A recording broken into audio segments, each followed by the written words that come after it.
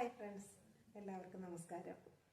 എൻ്റെ മെനങ്ങാത്ത വീഡിയോ എല്ലാവരും കണ്ടുകാണമെന്ന് വിശ്വസിക്കുന്നു. ഇന്നലെ എനിക്ക് വീഡിയോ ഇടാൻ പറ്റിയില്ല. കാരണം എന്ന് വെച്ചാൽ മെനങ്ങാന്ന് നമ്മൾ പറഞ്ഞു നിർത്തിയ ആ ഒരു ഭാഗം അങ്ങനെ ആയതുകൊണ്ട് ബാക്കി പറയാനുള്ള ഒരു മാനസിക വിഷമം കാരണം ഇന്നലെ എനിക്ക് പറ്റിയില്ല. അപ്പോഴേ എനിക്ക് കേരളത്തിൻ്റെ വിവിധ ജില്ലകളിലുമുള്ള പലരുമായിട്ടും കുടുംബശ്രീ സംരംഭകരുമായിട്ട് നല്ലൊരു ബന്ധമുണ്ട്. പലരും എൻ്റെ ഏറ്റവും നല്ല സുഹൃത്തുക്കളാണ്. അപ്പോൾ ഓരോരുത്തരും നമ്മൾ ഏറ്റവും അടുത്ത് കഴിയുമ്പം നമ്മുടെ മക്കളെ കുറിച്ചൊക്കെ ചോദിക്കുമ്പോൾ ഞാൻ എപ്പോഴും പറയും എനിക്ക് 2 മക്കളാണ്. മോള് ഡിഗ്രി കഴിഞ്ഞു, മോൻ 9ാം ക്ലാസ്സിലാണ്. എപ്പോഴും അവരുമായിട്ട് ചിരിച്ച് കളിച്ച് തമാശയും പറഞ്ഞിങ്ങനെ നടക്കുന്ന ഒരാളാണ് ഞാൻ. കാരണം എന്ന് വെച്ചാൽ എല്ലാവരും അന്നേരം വിചാരിക്കും ഇത്രയും വലിയൊരു സങ്കടം ഉള്ളിൽ ഒതുക്കിയാണല്ലോ ഞാൻ ചിരിച്ചുകൊണ്ട് നടന്നതെന്ന്. സത്യം തന്നെയാണ്. കാരണം ആദ്യത്തെ കുറേ കാലം മാനസികമായിട്ട് വിഷമിച്ച് നടന്നു. അപ്പം നമ്മളെ ഓർത്ത് പലരും വിഷമിക്കുന്നു എന്ന് തോന്നിയപ്പോഴാണ് ആ വിഷമം ഉള്ളിൽ ഒതുക്കിക്കൊണ്ട് ചിരിക്കാൻ ഞാൻ പഠിച്ചത്. അപ്പോൾ ബാക്കി കഥയിലേക്ക് പോകാം നമുക്ക്. അങ്ങനെ ഞാൻ ചെന്ന് മോളെ വിളിച്ചപ്പം വിളി കേൾക്കുന്നില്ല.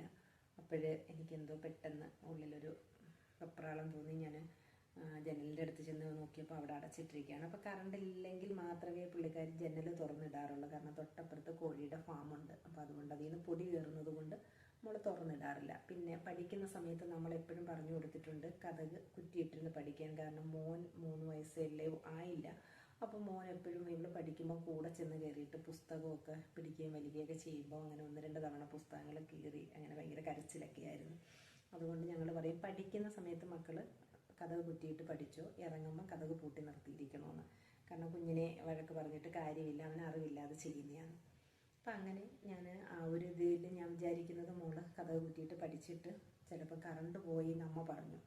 അപ്പോൾ കറണ്ട് പോയപ്പോൾ ചിലപ്പം കട്ടിലെങ്ങാനും കിടന്ന് ഉറങ്ങിപ്പോയതായിരിക്കും എന്നുള്ളൊരു വിശ്വാസത്തിൽ വീണ്ടും ഞാൻ എങ്കിലും വിളി കേൾക്കാതെ വന്നപ്പം ഒരു ടെൻഷൻ. പിന്നെ ഞാൻ മനസ്സുകൊണ്ട് പെട്ടെന്ന് തന്നെ ഞാൻ ചിന്തിച്ച കാര്യം എന്ന് പറഞ്ഞാൽ കുഞ്ഞല്ലേ, ചിലപ്പോൾ നല്ല ഉറക്കമായി കാണും, അതായിരിക്കും അവൾ വിളിച്ചിട്ട് വിളി കേൾക്കാത്തത്. അങ്ങനെ ഓടി വന്ന് നമ്മുടെ പഴയ വീടാണെന്ന് ഞാൻ പറഞ്ഞല്ലോ. അപ്പം വീട് നമ്മുടെ ആ കതകിൻ്റെ തൊട്ട് മേലായിട്ട് നമുക്ക് ജാളിയുണ്ട്.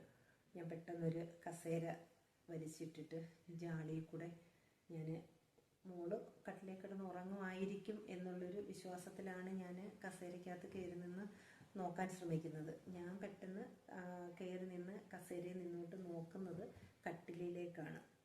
പക്ഷേ ഞാൻ ആ കട്ടിലിലേക്ക് നോക്കുമ്പം മോള് കട്ടിലില്ല.